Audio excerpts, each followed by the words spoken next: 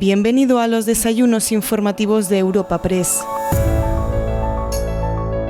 Comienza una nueva jornada de los desayunos informativos de Europa Press, un encuentro que llega a tus oídos gracias al apoyo de Imperial Brands, Endesa, Fujitsu, Fundación Ibercaja, KPMG, Moeve, Telefónica y Veolia. En esta ocasión, nuestra tribuna informativa ha contado con la participación de Milagros Tolón, ministra de Educación, Formación Profesional y Deportes, quien ha expuesto las principales líneas de actuación del Gobierno en materia educativa, de formación profesional y de impulso al deporte. Tras su intervención inicial, la ministra ha mantenido un coloquio con el director de Europa Press, Javier García Vila, quien ha trasladado algunas de las preguntas formuladas por los asistentes a este desayuno informativo. La bienvenida institucional y apertura del encuentro han sido realizadas por el presidente ejecutivo de Europa Press, Asís Martín de Caviedes.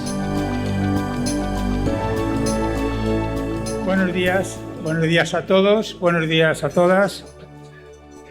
Señora ministra de Educación, Formación Profesional y Deportes, querida ministra, me permites, querida Milagros, porque tú y yo nos conocemos hace algún tiempito, ¿eh? Muchas gracias, de verdad, de corazón, y lo digo en nombre propio de Europa Press y de los patrocinadores y los asistentes por ser tú la ponente invitada hoy. Señora ministra de Vivienda, ¿cómo estás, Isabel? Muchas gracias por venir. Secretario de Estado de Educación, querido Alejandro, buenos días. Presidente del Consejo Superior de Deportes, amigo José Manuel, buenos días. Presidente del Comité Olímpico Español, también muy amigo, queridísimo Alejandro, buenos días por estar tú con nosotros. Secretaria de Estado y directora del CNI, queridísima Esperanza, gracias de verdad por ser tú también asistente hoy con nosotros. Presidenta del Tribunal de Cuentas, presidenta del Consejo Escolar del Estado, directora general de la Policía, presidentes y rectores de universidades, aquí nos puedo citar a todos, sois numerosos. Presidentes de Reales Federaciones Deportivas, nuevamente, muchas gracias por estar todos con nosotros. Diputados, senadores, autoridades, queridas amigas y queridos amigos, bienvenidos todos y todas a los desayunos de Europa Press. Y sobre todo, nuevamente, muchas gracias, querida ministra, querida Milagros, por ser tú la ponente hoy. Déjame que haga una breve reseña curricular tuya. Inmediatamente te pasamos la palabra, porque créeme que todos te queremos escuchar con mucha atención y no me quieren escuchar a mí, te quieren escuchar a ti. Milagros Tolón Jaime es nacida, como no, en Toledo, maravillosísima ciudad. Es licenciada en Geografía e Historia por la Universidad Complutense de Madrid y diplomada en Formación del Profesorado por la Universidad de Castilla-La Mancha, habiendo ejercido como profesora de educación a adultos en su ciudad natal, Toledo. Inició su carrera política, como no podía ser otra forma, en el Ayuntamiento de Toledo, siendo elegida concejala, cargo que ocupó entre los años 2003 y 2007. Ese mismo año, estamos en el 2007, fue nombrada responsable del área de Turismo, Promoción Económica y Empleo y presidenta del Patronato Municipal de Turismo hasta el año 2011. Estamos ya en el 2015, cuando fue elegida alcaldesa de Toledo, cargo que ocupó hasta el año 2023, presidiendo además el Grupo Socialista en el Ayuntamiento. Durante esa etapa, durante los años 19 y 23, también ocupó la vicepresidencia segunda de la Federación Española de Municipios y Provincias. Ese mismo año, el año 23, fue elegida diputada nacional por Toledo en la 15ª legislatura y nombrada en diciembre de ese año, año 23, delegada del Gobierno en Castilla-La Mancha. Y como todos aquí bien conocemos, el presidente del Gobierno, Pedro Sánchez, la nombró ministra de Educación, Formación Profesional y Deportes el pasado mes de diciembre, cargo que ostenta en la actualidad. Querida Milagros, por favor, ocúpate la tribuna. Y gracias.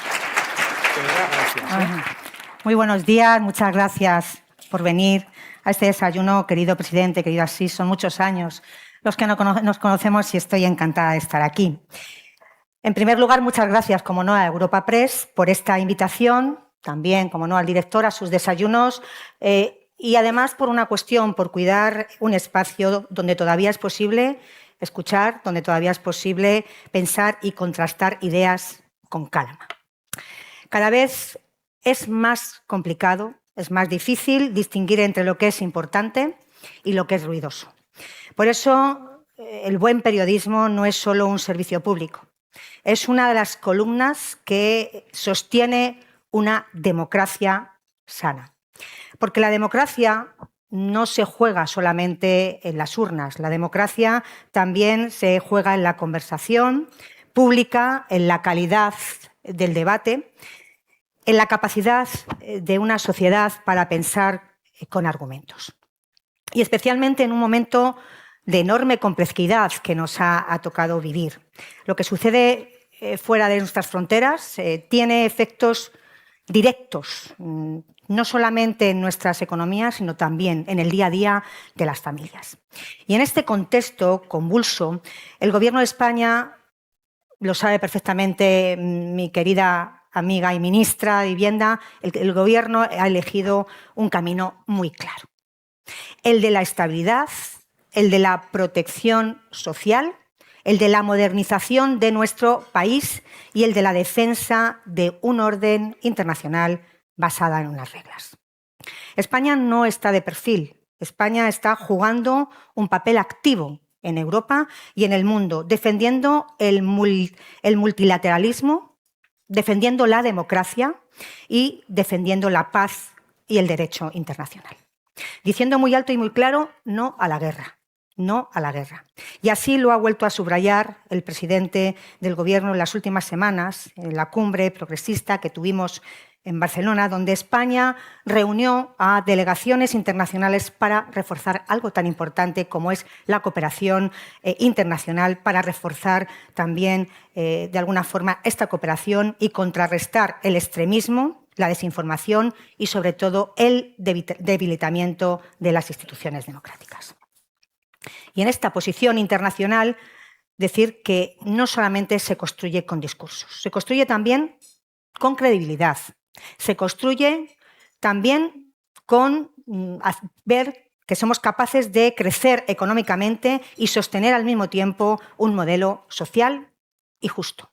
España es una de las economías que mejor está resistiendo este contexto de incertidumbre y esto realmente afecta a todos. España, en el último año se han creado más de 500.000 de empleos.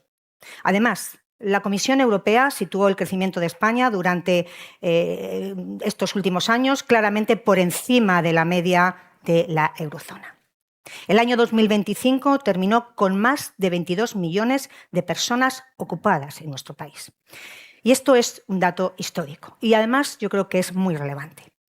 Somos una economía que crece por encima de la media europea, generamos empleo, atraemos inversión, reforzamos nuestro peso en Europa y además desempeñamos un papel cada vez más relevante en los grandes debates internacionales. Y todo ello no ha sucedido por inercia o no ha sucedido por casualidad, ha sucedido porque incluso en medio de una crisis, de estas crisis tan complejas que nos ha tocado vivir, este Gobierno ha tomado decisiones difíciles, complicadas, pero ha protegido a la mayoría social y ha impulsado una agenda de modernización que está transformando nuestro país. Y si hay un ámbito donde esa voluntad transformadora se ve con más claridad, esa es la educación. Esa es la educación. Desde el año 2018, el Gobierno de España ha hecho de la educación algo tan importante como su prioridad política. La LOMLOE situó en el centro la equidad, situó en el centro la igualdad, la inclusión y, por supuesto, la mejora de nuestro sistema educativo. El presupuesto del Ministerio destinado a educación ha pasado de 3.291 millones de euros en el año 2018 a más de 6.730 millones en el año 2025. Y además, los programas de cooperación territorial, algo que afecta muy de lleno a la educación, ha alcanzado en el año 2025 382,7 millones de euros, es decir, un 195% más que en el año 18. Y esa prioridad y esa inversión se ha traducido en políticas muy concretas. Se ha traducido, por ejemplo, en el sistema de becas para el curso 2026-2027, el próximo curso. donde el Gobierno ha aprobado una dotación récord de 2.559 millones de euros en becas y ayudas al estudio.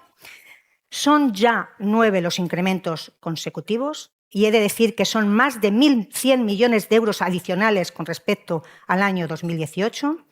Y esto significa algo. Esto significa que hay 1 millón de jóvenes que pueden seguir estudiando con independencia de la renta de sus familias. Significa que hemos convertido algo tan importante como la igualdad de oportunidades en nuestra política pública.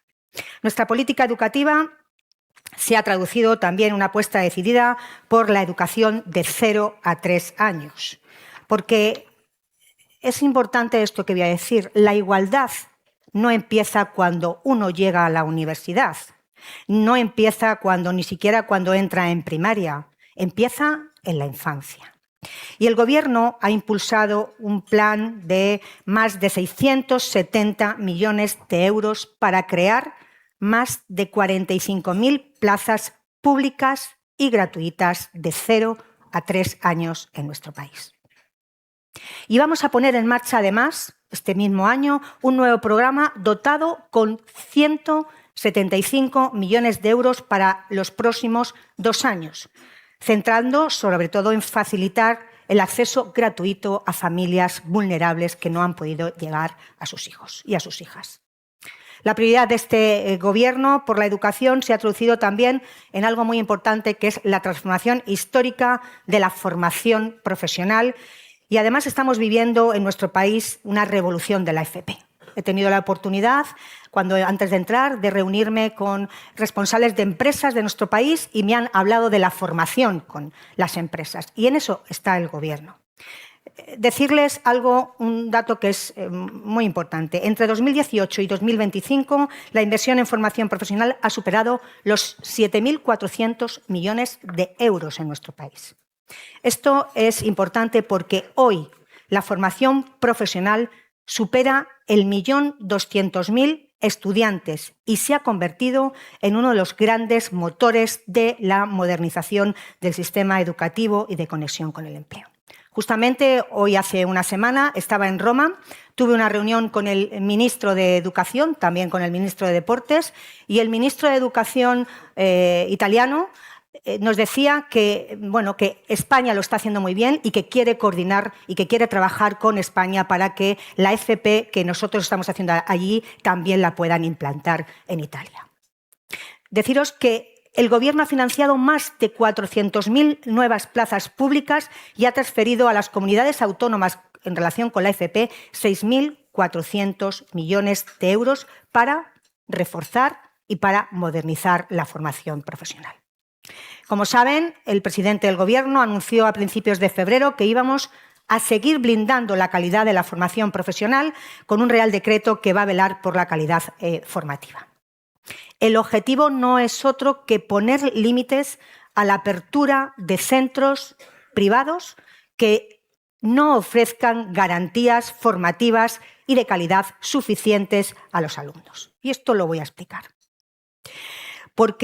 Y esta es la intención. No rechazamos, por supuesto, que haya formación profesional privada, para nada, al contrario. Lo que sí rechazamos es que algunas sean auténticos chiringuitos, donde únicamente se dan diplomas sin ningún tipo de calidad formativa. El Real Decreto, que ya se está haciendo, y sí que me gustaría adelantarles algunas líneas maestras que se van a incorporar yo creo que muy importantes, sobre todo para la sociedad. Por ejemplo, y esto sí me gustaría dejarlo muy claro, no va a afectar a los centros que en la actualidad ofertan formación profesional con calidad y solvencia. Tampoco a aquellos centros concertados cuya comunidad autónoma es la garante de su calidad y de su funcionamiento. Deciros que este Real Decreto va a asegurar que los centros privados dispongan de un número mínimo de ciclos para ofertar en varias familias profesionales en un determinado nivel o que tengan un carácter de itinerario formativo progresivo. Pero además, y esto creo que es muy importante, aseguramos que en todas las modalidades de formación profesional, sobre todo virtual o a distancia, haya una actividad docente presencial, de forma especial en profesiones reguladas como puede ser la sanitaria o cualquiera que se rigiera de un carné de profesional. Por lo que se fijará un mínimo de horas presenciales en las aulas, en los talleres, en los laboratorios, en los terrenos agrícolas, en los ganaderos, en los espacios deportivos o sanitarios. Es muy importante, como decía, las prácticas. Y además, este Real Decreto va a obligar a que los centros privados cuyo haya el número suficiente de profesores o profesoras para el desarrollo de la docencia, tanto presencial como a distancia, y además se deberá contar con un equipo directivo acorde con la importancia de estos centros. Y, por supuesto, se deberá garantizar la formación en las empresas para todo el alumnado porque es imprescindible, porque de lo contrario no habrá autorización para abrir centros de formación profesional. Pero seguimos transformando el sistema educativo y por eso esta legislatura, como dijo el presidente del Gobierno, es la legislatura del profesorado. Yo estoy convencida que aquí hay muchos profesores y profesoras. La legislatura en la que vamos a dignificar su trabajo y que vamos a mejorar sus condiciones de vida. Como saben, el Consejo de Ministros aprobó el día 21 de abril el proyecto de ley que baja las ratios y fija un tope legal a la jornada lectiva del profesorado. La norma establece un máximo de 22 alumnos por aula en primaria y de 25 en la ESO. Y además fija una jornada lectiva máxima de 23 horas en infantil, primaria y educación especial y un máximo de 18 en el resto de enseñanzas. Y dispone que en los centros sostenidos con fondos públicos el alumnado con necesidades educativas especiales compute como 2 plazas. El proyecto de ley va a ser ya enviado a las Cortes Generales y yo espero, deseo y tengo la esperanza de que cuando se someta a votación todos los partidos políticos la apoyen. Porque estamos hablando de 800.000 profesores y más de 8 millones de alumnos. Porque es una medida laboral, sí, pero además, sobre todo, es una medida educativa, es una medida, sobre todo, que sobrecarga menos al profesorado y tiene más tiempo para preparar, atender y enseñar mejor. Todas estas reformas tienen además un sentido de reversión histórica, porque fue el Gobierno del Partido Popular el que elevó la jornada lectiva mínima del profesorado hasta 25 horas en infantil y primaria y 20 en el resto de enseñanzas. Y además es el Gobierno que abrió la puerta al incremento de ratios como medida de recorte. Lo que este Gobierno está haciendo ahora es desandar ese camino y reconstruir lo que se deterioró en nombre de la austeridad. Y no nos vamos a quedar ahí. Tras reunirme con trabajadoras de los centros del primer ciclo de educación infantil y escuchar sus demandas, el Ministerio ya ha iniciado los trabajos para revisar ese Real Decreto 132 de 2010, donde incluiremos también la regulación de los ratios de los centros docentes que imparten su primer ciclo de la educación infantil de 0 a 3 años. Pero quiero dejar claro una cosa que yo creo que es importante. Las comunidades autónomas tienen competencias plenas en materia y pueden bajar las ratios desde ya. Me estoy refiriendo a 0 a 3 años para el próximo curso. Si no lo hacen, deben explicar por qué.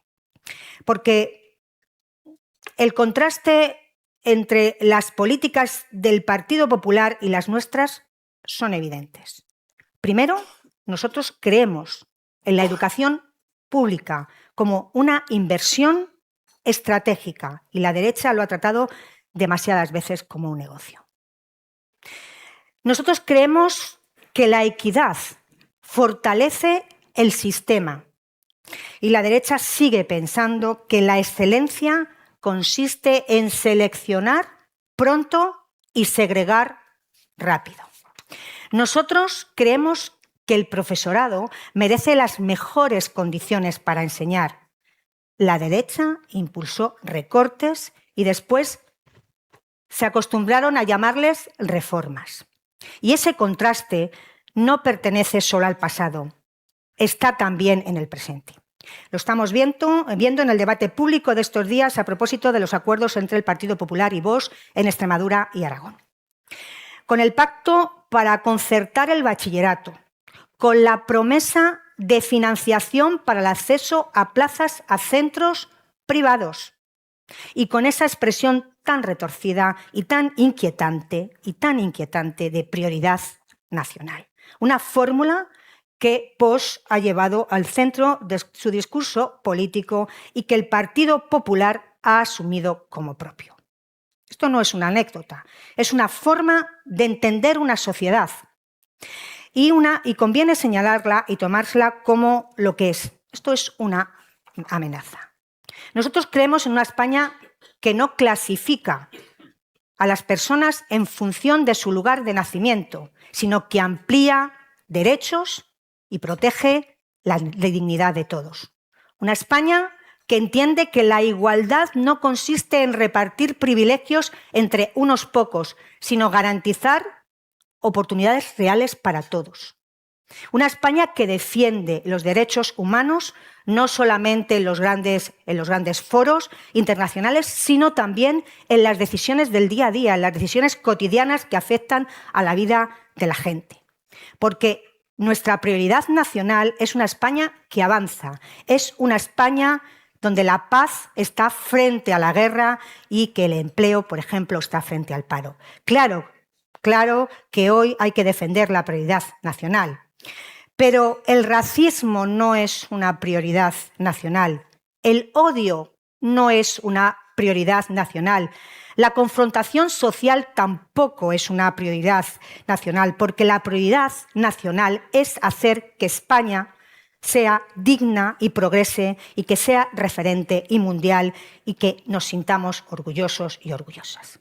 Y también una España que entiende que la educación pública es una de las herramientas más poderosas para convertir esos principios en realidades concretas. Igualdad, convivencia, solidaridad, cohesión social y oportunidad de futuro.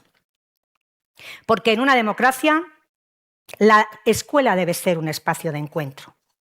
Además, el lugar donde niños y donde niñas de orígenes distintos conviven, aprenden y descubren juntos desde muy pequeños que la diversidad no es una amenaza, sino es una riqueza. Por eso la educación inclusiva es una exigencia democrática y también una exigencia de calidad. Un buen sistema educativo es aquel que eleva al conjunto, a todo su conjunto, que acompaña mejor a quien más apoyo necesita y que nunca deja a nadie atrás. La LOMLOE reforzó esa orientación y nosotros lo respaldamos con hechos. Solo en este año 2025 destinamos 36,4 millones de euros al programa de educación inclusiva, dentro de una estrategia mucho más amplia para construir un sistema educativo más equitativo, más moderno, pero sobre todo más humano. Y quiero ser muy clara en esto. Oponerse a los discursos que culpan a la inmigración de todos los males no es solamente una cuestión moral, es también una cuestión de verdad. Tenemos más de 1 millón de alumnos extranjeros matriculados en enseñanzas no universitarias, un 12,9% del total. Niños y niñas que forman parte de nuestras aulas, de nuestros barrios y del futuro de nuestro país. Hace poco tiempo estuve aquí, en un colegio en Vallecas, el 1 de mayo, donde la diversidad es la normalidad en las aulas, como en muchos sitios. Todo un ejemplo de convivencia, todo un ejemplo de humanidad y todo un ejemplo de país. Hablar de ellos como amenaza no es solo injusto, sino es sencillamente falso. Y frente a quienes creen que un país se defiende cerrándolo, levantando muros o buscando culpables fáciles, nosotros creemos que un país se defiende fortaleciendo sus instituciones, ampliando derechos, mejorando sus servicios públicos y apostando por la inteligencia colectiva de su ciudadanía. Y esto es, en el fondo y en la forma, lo que representa la educación pública de nuestro país. Y por eso, cuando este Gobierno invierte en becas, en educación de 0 a 3 años, en formación profesional, en inclusión o en dignificación del profesorado, está afirmando una idea de país. Y esa idea de país también se expresa en el deporte. Porque el deporte es salud pública, es bienestar, es convivencia, es igualdad, es una escuela de valores. Y es también un sector económico estratégico para generar empleo en nuestro país. Es también innovación y proyección internacional para nuestro país. Y esa es exactamente la visión que presentó el presidente del Gobierno el pasado mes de diciembre, cuando habló del nuevo modelo de deporte español. Una apuesta basada en 3 objetivos. Primero, promover la actividad física como una herramienta de salud pública. Esto es evidente. Segundo, reforzar el ecosistema deportivo como un sector económico estratégico en nuestro país. Y tercero, apoyar el alto rendimiento como expresión del talento, del esfuerzo y de la excelencia de nuestros y nuestras deportistas. Se trata de un modelo cuya base son las medidas y las decisiones que hemos tomado en estos años para modernizar el deporte español y situarlo a la altura de su potencial. Medidas como la Ley del Deporte, que modernizó el marco normativo y que además reforzó la protección de los deportistas y las deportistas, la igualdad real y la transparencia entre el sistema deportivo. El Gobierno ha realizado también aquí en deportes la mayor inversión pública en deporte de nuestra historia reciente, más de 2.121 millones de euros desde 2018. Y he de decir, 1.000 millones más que entre los años 2012 y 2018. Solo en el año 2025 el presupuesto del Consejo Superior de Deportes alcanzó los 324 millones de euros, es decir, un 56% más que en el 2018. Pero además, hemos hecho algo que no ha hecho ningún país europeo, que ha sido incorporar los fondos Next Generation, los fondos europeos, al deporte como sector tractor para este plan de recuperación. Y esto nos ha permitido movilizar más de 300 millones de euros para modernizar nuestras instalaciones, también para reforzar la cohesión territorial y para preparar el deporte español para competir mejor.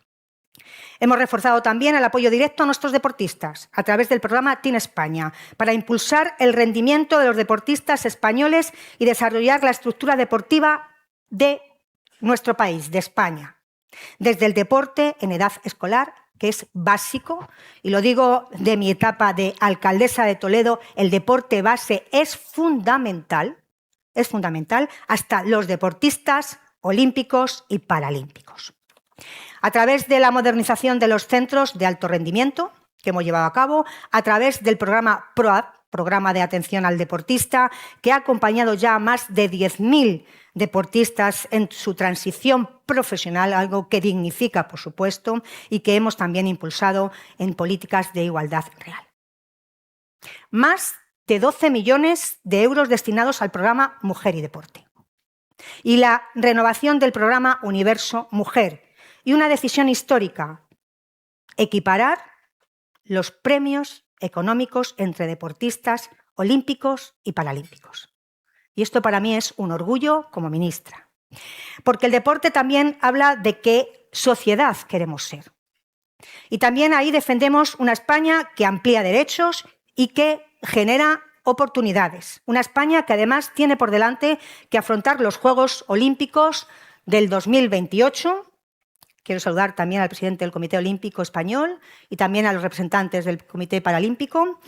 Y además, como no, tenemos la gran oportunidad de la organización del Mundial de Fútbol 2030. Y otros grandes eventos internacionales que vamos a reforzar también, que reforzarán nuestra proyección global.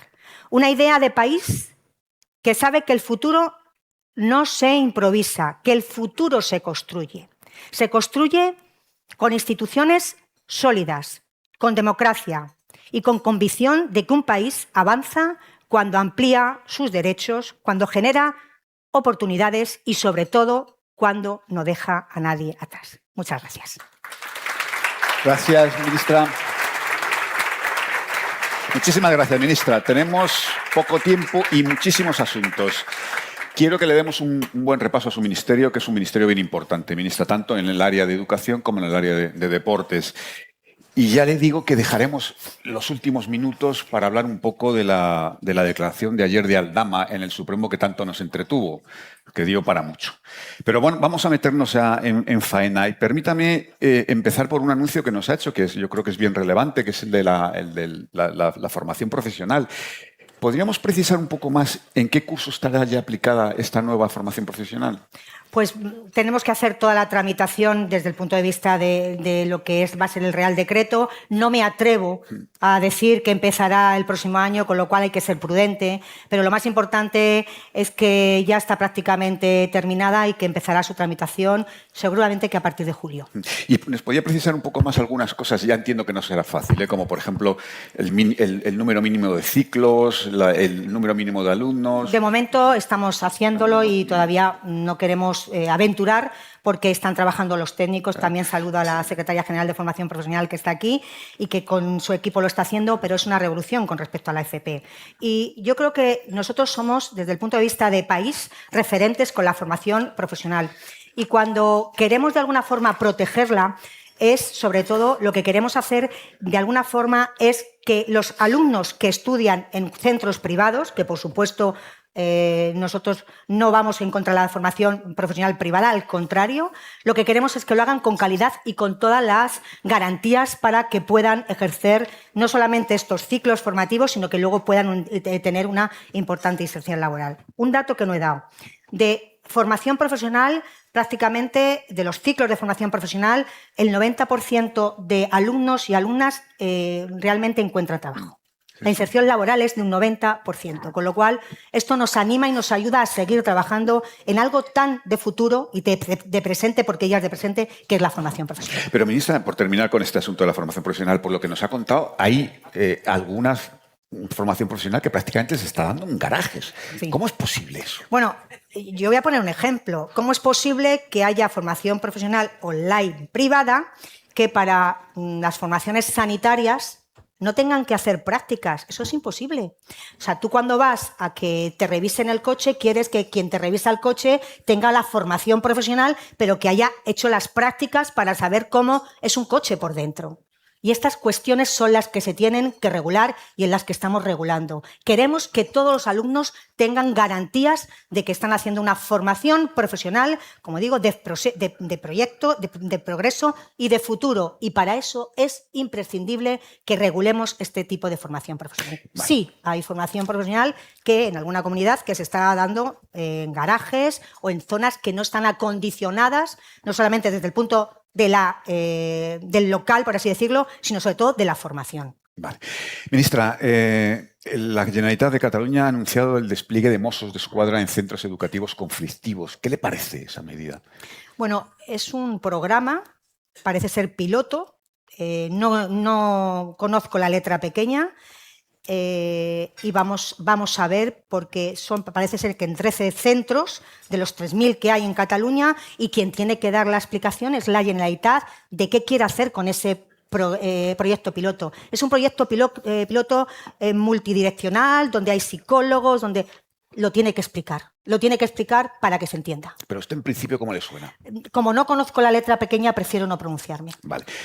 Ministra, ya se ha enviado al Congreso la ley que baja el ratio de alumnos y de horas lectivas. ¿Por qué se ha dejado fuera a la concertada? Bueno, la concertada no se deja fuera en los ratios, se deja fuera en las horas porque... En las horas, sí, perdón. En las horas porque ellos tienen convenios diferentes con los profesores, con lo cual es una forma también de respetar la educación concertada. Yo creo que esto está claro. Yo además he tenido la oportunidad de reunirme prácticamente con toda la comunidad educativa desde las primeras semanas de llegar al Ministerio, llevo 4 meses, y bueno, pues prácticamente toda la comunidad educativa estaban de acuerdo en que esto fuera así. En todo caso, se va a necesitar o el apoyo de Junts o la abstención del PP. ¿Usted cree que en estas circunstancias políticas va a ser posible sacar esto adelante? Bueno, la verdad es que yo tengo muchas esperanzas porque no es una ley que saque el Gobierno, que sí, es una ley que esperan más de 800.000 docentes.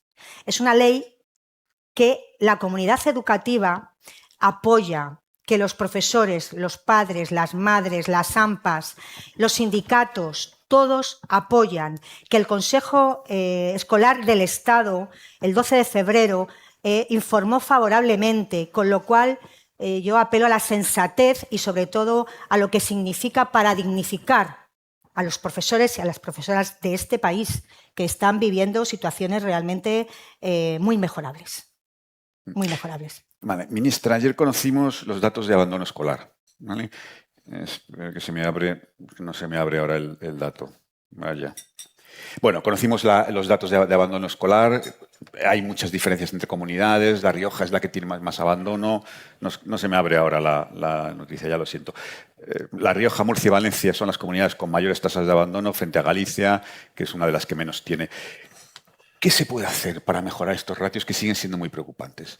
Bueno, lo más importante, yo creo que cuando saquemos adelante esta ley de ratios y de horas, yo creo que las aulas van a tener más calidad y sobre todo los profesores y las profesoras van a tener más tiempo para dedicar a sus alumnos y a sus alumnas. Sí que es cierto que hay abandono escolar, pero hemos mejorado con respecto a los anteriores años bastante y vamos a seguir con este esfuerzo. Cada vez son más los condicionantes para que, en este caso, la educación en este país sea cada vez más protagonista, no solamente en las políticas del Gobierno, sino también en la relación que tiene con las comunidades autónomas. Y en eso estamos trabajando. Ministra, pero hemos mejorado mucho con respecto a años anteriores. Se ha referido usted también en su intervención a la escuela infantil 0-3 años y ha dicho, nos ha recordado que las comunidades autónomas son competentes en esta materia. Entiendo, obviamente, que estaba usted refiriéndose a la Comunidad de Madrid. Efectivamente, nosotros nos hemos reunido, saben que ahí ahora está programado creo que una huelga, bueno, están en huelga, sí. Está programada una manifestación, y el tema de 0 a 3 años es muy claro. Yo tuve la oportunidad de conocerlas en el primer momento que conocí sus inquietudes. Además fue un martes que venía de un Consejo de Ministros, estaban manifestándose en la puerta del Ministerio. Bajamos para que subieran a hablar conmigo, estuvieron hablando conmigo, con el secretario de Estado, con el secretario, para ver lo que podíamos hacer, y el Ministerio puede reformar ese Real Decreto, que ya lo estamos haciendo, pero realmente quien tiene las competencias es la comunidad autónoma. Es que hoy mismo la Comunidad Autónoma de Madrid podría bajar las ratios, hoy mismo. Yo visité también en ese colegio de Vallecas la escuela infantil, y efectivamente hay que mejorar las condiciones de las educadoras, sobre todo son mujeres, educadoras infantiles. Y esto es muy importante. Y aquí la competencia es de la comunidad autónoma. Hoy mismo la comunidad podría bajar las ratios. Tiene que tener voluntad y tiene que explicar por qué no lo hace. Entiendo que sea un asunto presupuestario, básicamente. No lo sé lo que será, pero realmente lo que tenían que hacer primero es sentarse a hablar, porque creo que ni se han sentado a hablar con ellos. Con ellas, mejor dicho. Sí. Vale, ministra, otro asunto pendiente de su departamento, también muy importante, que es el Plan Estratégico de Educación Inclusiva. ¿Cuándo y qué contendrá? Bueno, estamos ya trabajando desde hace mucho tiempo con la educación inclusiva. Para nosotros la LOLOE lo que hace es, de alguna forma, es reforzar el presupuesto a los centros ordinarios que reciben niños que necesitan apoyos y también, de alguna forma, reforzar los centros de educación especial. Y aquí ha habido un bulo que ha querido sacar el Partido Popular, y decía que el Gobierno quería cerrar los centros de educación especial. Falso. De hecho, en estos últimos años se ha aumentado, en los últimos años se han aumentado los centros de educación especial. Lo que nosotros queremos hacer es que la escuela sea una escuela inclusiva y que los niños que pueden trabajar de forma perfectamente desde el punto de vista personal en la escuela ordinaria, que tengan los medios económicos suficientes para que lo hagan allí. Y los niños o las niñas que necesitan ir a un centro de educación especial, pues que tengan sus centros de educación especial con una financiación digna. Y creo que esto es una manipulación que ha querido hacer el Partido Popular y por la que nosotros no estamos dispuestos, y además tengo una reunión pendiente con el CERMI para explicarles que no solamente hay financiación para los centros ordinarios, donde van niños y niñas que tienen dificultades y que es importante su inclusión, sino también, por supuesto, en los centros de educación especial. Sí, porque es verdad que ha generado alarma entre los padres de niños con necesidades realmente especiales. Sí, pero le voy a dar un dato. Hace unos años había 474, no quiero bailar las cifras porque son 12 centros más, 474 centros de educación especial y hoy hay 482, con lo cual no se han cerrado, al revés, hay más y además con mejores financiación. Y esto es importante, es lo que he dicho un poco en el discurso, es de alguna forma priorizar a los niños y niñas que están en un aula ordinaria y que tienen necesidades, pero que se van a incluir en el día a día y también, como no, los centros especiales. Ministra, Conozco perfectamente los centros especiales porque en mi época de alcaldesa los he visitado y conozco la magnífica labor que hacen, pero es falso lo que dice el Partido Popular. Por tanto, que las familias estén muy tranquilas. Ministra, usted tiene que terminar el desarrollo de la PAU, la selectividad de toda la vida. ¿Algún plan especial? Bueno, ya en julio de 2024 hubo un Real Decreto donde de alguna forma con las comunidades autónomas no me sale la palabra. Llegaron a un acuerdo para que Armonizar. No me salía, armonizó desde ayer la palabra, armonizó en todas las comunidades autónomas. ¿Por qué? Sí que es cierto que en comunidades autónomas por su currículum son diferentes, pero sí que se garantiza primero la igualdad y sobre todo la corrección de los exámenes. Por tanto, desde ese decreto del año 24, de julio del 24, se armonizó, lo voy a decir 20 veces hoy, para que no haya de alguna forma diferencias entre comunidades autónomas. Pero, entonces ya esta excusa, esta coartada de las diferencias entre comunidades autónomas, esto ya desaparece. ¿Van a ser los mismos exámenes en todas partes? Bueno, los mismos exámenes relativamente, porque por el currículum que establecen las comunidades autónomas, cada comunidad autónoma tiene un porcentaje donde de alguna forma pueden meter temarios, un porcentaje muy pequeño, entonces puede variar, pero se asegura, se armoniza y sobre todo a la hora de la corrección. Y esto es lo importante. El 70% tiene que ser sobre lengua y filosofía, ¿no? Sí. Vale, y entonces en el otro 30% es donde queda ese margen. Efectivamente. Vale, aclarado. Vamos a seguir con algunas cosas interesantes del Ministerio, pero antes permítame, porque hemos conocido esta semana el informe sobre los españoles de la Fundación SM. Y, ministra, hay cosas preocupantes, sobre todo lo que tiene que ver con el cuestionamiento de la democracia y la asunción natural de comportamientos y pensamientos machistas. ¿Qué está pasando entre los chavales? Bueno, la verdad, yo no creo que sea solamente aquí en este país. Yo creo que es algo que no viene de España, que es generalizado. Y nosotros lo que estamos trabajando desde el Ministerio, y además ya enlazo con todo lo que tiene que ver con la convivencia escolar, nosotros hemos puesto ya desde hace tiempo, hemos reforzado el observatorio para la convivencia. El Observatorio para la Convivencia, que en los años del Partido Popular estuvo como muy parado y nosotros de alguna forma lo hemos querido reforzar. ¿Cómo? No solamente por las cuestiones de desigualdades que se pueden generar, sino también de forma positiva para llevar a cabo protocolos de entendimiento y de convivencia de los chavales. Estamos trabajando con las comunidades autónomas. Es muy importante que tengamos un protocolo no solamente de acosos escolares. Ahora iremos con eso, sí. Que también lo estamos viviendo, sino de alguna forma que las asignaturas más que tienen relación, pues tengan el respaldo, en este caso, de la comunidad educativa. Pero hay una involución de los jóvenes, ¿es coyuntural, es estructural? Yo creo que son etapas, son momentos.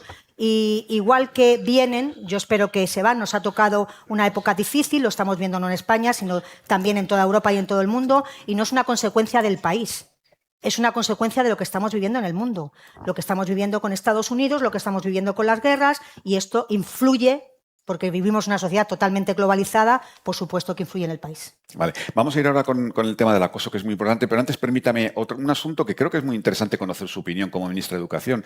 No le afecta a usted enteramente, pero yo me apetece conocer su opinión. Lo plantea María Pin, que es la subdirectora de Sociedad de Europa Press. Dice, como ministra de Educación, ¿qué valoración hace de la universidad y el grado que ha elegido la princesa de Asturias para su formación universitaria? ¿A usted le hubiera gustado que estudiara fuera de Madrid, en otra comunidad autónoma?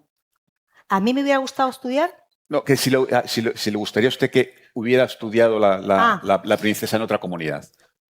Yo respeto que cada uno estudie donde quiera. A mí la carrera me parece una carrera brillante, me parece una carrera bonita, una universidad importante. Además, aquí tenemos a representantes de la Carlos III. Estoy encantada y, sobre todo, el respeto máximo. Vale. Ministra, el protocolo contra acoso. Pero creo que es una mujer que va a ser una mujer muy, muy preparada. El protocolo contra acoso, también muy importante. Notificaciones en 24 horas, protocolos en 10 días, seguimiento 6 meses. ¿Se va a cumplir?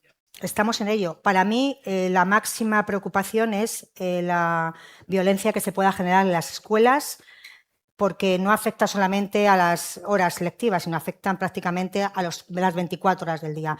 Como digo, hemos activado, hemos priorizado ese observatorio para la convivencia, que estaba prácticamente en los años anteriores de la época del Partido Popular paralizado, donde tenemos unos protocolos.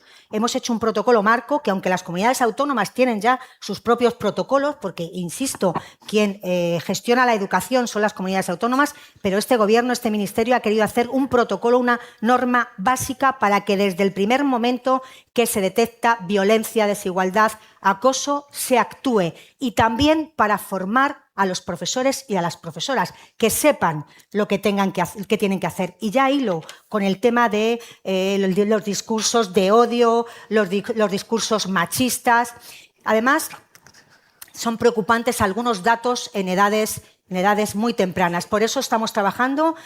Aprobamos el protocolo contra el acoso, lo aprobamos hace 15 días y lo vamos a llevar a las comunidades autónomas en conferencia sectorial, porque aunque ellos tienen sus propios protocolos, que este sea una norma también básica para que les ayude, no solamente para llevar a cabo las acciones que tienen que llevar desde el primer momento, sino para que forme a las profesoras y a los profesores. ¿La Agencia de Protección de Datos va a poder intervenir en las aulas para eliminar contenidos inapropiados? Bueno, nosotros estamos trabajando también con el INE, no solamente para hacer un estudio de la vulnerabilidad de las aulas, sino para ver todas estas cuestiones que pueden, de alguna forma, aclararnos lo que ocurre y, sobre todo, poner soluciones. Ministra, ¿se puede regular el uso de la inteligencia artificial en las aulas y como herramienta de trabajo? Bueno, se debe regular. Yo creo que la inteligencia artificial y las nuevas tecnologías han venido para quedarse, y la inteligencia artificial se tiene que tutorizar desde las aulas. Tenemos que formar a los profesores. Hemos invertido este Gobierno 1.600 millones de euros de alguna forma en llevar a cabo un programa para los profesores, para formar a los profesores, a los alumnos, y también para llevar a cabo una modernización de las aulas, pero se tiene que tutorizar y de alguna forma se tiene que aplicar de forma muy positiva, porque la inteligencia artificial también tiene muchos beneficios, no solamente para los profesores, sino también para los alumnos. Y hablando de inteligencia artificial, vamos a sacar muy prontito un programa que lo llamamos Programa Soberano de Inteligencia Artificial en Educación, para que los profesores la puedan utilizar y de alguna forma minimizar disminuir esa burocracia que tienen en las aulas y que también les quita tanto tiempo de trabajo con el alumno. Vale, pero es una herramienta en este caso administrativa. Es una herramienta educativa, administrativa y educativa que vamos a poner en marcha y que vamos a ofrecer para que lo puedan utilizar. Ministra, ¿es usted partidaria de eliminar los móviles de las aulas? A ver, los móviles en las aulas no pueden, los móviles en las aulas según cómo se utilicen. Yo creo que de alguna forma hay que, como decía, regularlo, hay que tutorizarlo y de alguna forma hay que favorecer lo que es beneficioso para el alumno. Pero en las aulas los móviles, de momento, que yo sepa, hay en muchas comunidades que no entran. Vale. Ministra, vamos a hablar un poquito de deportes. Lo primero, el COI ha prohibido la participación de mujeres trans en los Juegos Olímpicos, en los próximos, los de Los Ángeles. A nadie se le escapa que son en los Estados Unidos y lo que piensa Donald Trump sobre este asunto. ¿A usted qué le parece? Bueno, yo respeto aquí el tema de las mujeres, de las mujeres trans. Yo respeto lo que hagan las federaciones internacionales y el Comité Olímpico Internacional, que es el que valora, no solamente con criterios médicos, con criterios técnicos, lo que hace. Nosotros lo que hemos hecho como ministerio es la ley del deporte que garantiza en su artículo 22 la igualdad en el deporte para hombres y mujeres. Y en federaciones, en competiciones de alto nivel, quien tiene de alguna forma que decir... tiene que hablar son las federaciones internacionales, no el gobierno. El gobierno hace lo que tiene que hacer, lo que tienen que hacer todos los gobiernos y, por tanto, pues el máximo respeto a las federaciones y al Comité Olímpico Internacional. Vale. Ministra, el otro día el presidente de la Real Federación Española de Fútbol le pidió al gobierno que se implique en el Mundial que va a ser en España con otros países. No sé si se da por aludida, si no están implicados o, en fin. A ver, el presidente de la Real Federación de Fútbol sabe perfectamente que el gobierno desde el minuto 1 está implicadísimo. De hecho, él asistió a una reunión interministerial como presidente de la Federación de Fútbol, donde nosotros ya hemos creado 8 grupos de trabajo de 12 ministerios, la interministerial, que es la segunda reunión que tenemos, donde ya estamos trabajando en la movilidad para organizar el Mundial, en la movilidad, en las infraestructuras, en la seguridad, donde hay 12 ministerios implicados, donde hay 8 grupos de trabajo y donde hay un grupo coordinador que, por cierto, lo preside el presidente del Comité Olímpico Español porque él tiene muchísima experiencia en este tipo de eventos. Estamos ya prácticamente trabajando día a día con esto y además les tengo que decir que muy pronto me reuniré con las autoridades europeas de la FIFA. Cosas como la pitada que vimos, esta pitada absurda al himno egipcio el otro día en Cornellá, ¿influyen en algo en estas cosas? ¿O? Bueno, yo creo que el deporte está muy por encima de todos estos comportamientos que puede haber, no solamente la pitada al himno de España, racistas. Yo creo que hay que tener un respeto. Estamos hablando también de libertad de expresión, pero hay que tener un respeto y a mí me parecen bochornosos las pitadas a los himnos, sinceramente lo digo. Ministra, con todo el respeto a la libertad de expresión. O te callas, pero pitar un himno. Sí. No lo entiendo. Sí. Ministra, damos por hecho que la final será en el Santiago Bernabéu, ¿verdad? No se nos va a escapar. A ver, la final tiene que ser en España. Tiene que ser en España y en eso está trabajando el gobierno y esta ministra. Tiene que ser en España. Pero esto que nos está diciendo, ¿hay alguna posibilidad que no sea en Madrid? Bueno, nosotros vamos a afianzar para que sea en España. No me hagas esa pregunta. Sí, pues claro que se la tengo que hacer. Si no, da igual que sea en Madrid o en Barcelona, que sea en España. Eso sí, que sea en España. En España. Tiene que ser en España. Dejémoslo ahí, en España. Pero esto me lo está diciendo por algo que no sepamos. Hombre, es que hay 3 países más. Ya. Entonces, yo como ministra estoy trabajando y con mi equipo está también el presidente del Comité del Consejo Superior de Deportes y todos los grupos de trabajo. Tiene que ser en España. No le voy a pinchar más con esto, pero ¿por qué esta insistencia en España y no en Madrid? ¿Hay alguna posibilidad de que sí en España no sea en Madrid? En España. Vale. Ministra, vamos a un tema, en fin, que ya entiendo que no es agradable, que es la declaración de ayer. Es que esto del deporte y esto del fútbol... Lo sé. Yo, de verdad, en todas las cuestiones más complicadas que me he encontrado en este ministerio, Hay una, que es el fútbol, ¿eh? ¿Y sabe por qué? Menos mal que el fútbol femenino cada vez tiene más fuerza, porque hay demasiado hombre. Claro. Soy perfectamente consciente de la fuerza del que tiene el deporte, que tiene el fútbol, porque ya le aviso que esta especie de duda sobre dónde va a ser la final va a ser uno de los temas del desayuno. Bueno, ministra, le agradezco el tono de broma, vamos a ponernos serios otra vez. Ayer estuvimos 8 horas escuchando a Víctor de Aldama, repartió para todas partes y por orden. ¿Cómo lo vivió usted? ¿Cómo lo vio? Bueno, esto hace mucho daño a la democracia. El tema de la corrupción en general hace muchísimo daño a la democracia. Me da igual de un partido o de otro partido en general. Pues mire, le puedo decir que lo de ese señor es más de lo mismo. Es que no ha dicho nada nuevo. Y lo único que hace es utilizar la mentira como su forma de defensa. Y como yo confío en la justicia en este país, estoy convencida que la justicia va a poner a cada uno en su sitio. Y además, tengo que decir que desde mi partido, el Partido Socialista al que quiero y al que represento y que llevo muchos años militando, desde el primer momento, tolerancia cero contra la corrupción. Cero. Nos duele mucho la corrupción, más los que la hemos tenido dentro, que por supuesto ya no están, pero tolerancia cero. Y además, creo que hemos dado ejemplo de automáticamente, cuando ha habido un caso de corrupción, expulsarles del partido y expulsarle de todas las instituciones, y algo que no ha hecho el Partido Popular. Y esto, de alguna forma, perjudica a la democracia. Pero, ministra, permítame como reflexión, más allá de los casos concretos, lo que sí que se está poniendo de manifiesto es que una serie de personajes, efectivamente, sin oficio ni beneficio, al margen de la política, campaban a sus anchas por un ministerio. Algo falló en los controles. Bueno, efectivamente, pero esto no es nuevo. Creo que esto... Y yo siempre doy la vuelta. Cuando te dicen, vas por la calle y la corrupción, y yo contesto con lo siguiente. Aquí ahora mismo hay concejalas y concejales de Toledo, que han sido compañeros míos y que están ahí, que están haciendo una labor impresionante, no en Toledo, en todos los pueblos de España, y me da igual los partidos políticos, sin cobrar un euro. Sin cobrar un euro, y me da igual el partido político que sea. Y hay que darle la vuelta frente a estos personajes, estos sinvergüenzas, que además tienen que estar en la cárcel. Tenemos a una sociedad de gente joven, de gente mayor, que dedica su vida a la política, porque yo soy una defensora de la política, sin cobrar ni un euro. Démosle la vuelta.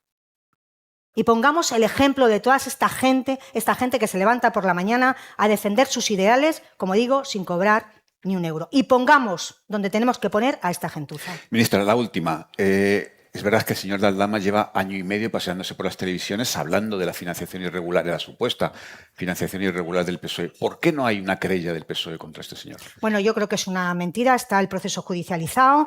Yo creo que la justicia va a poner a estos personajes que han hecho tanto daño a la sociedad y al Partido Socialista en su sitio, y tengo tanta confianza en la justicia que estoy convencida que pronto los veremos en la cárcel. Ministra, hemos cumplido escrupulosamente el tiempo. Un placer y un honor tenerla con nosotros. Muchas gracias. Gracias a todos.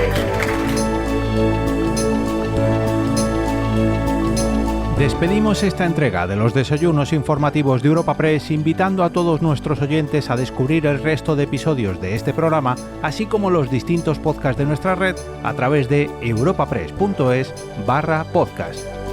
Recuerda que puedes encontrar el catálogo sonoro de nuestra agencia al completo en todas las plataformas.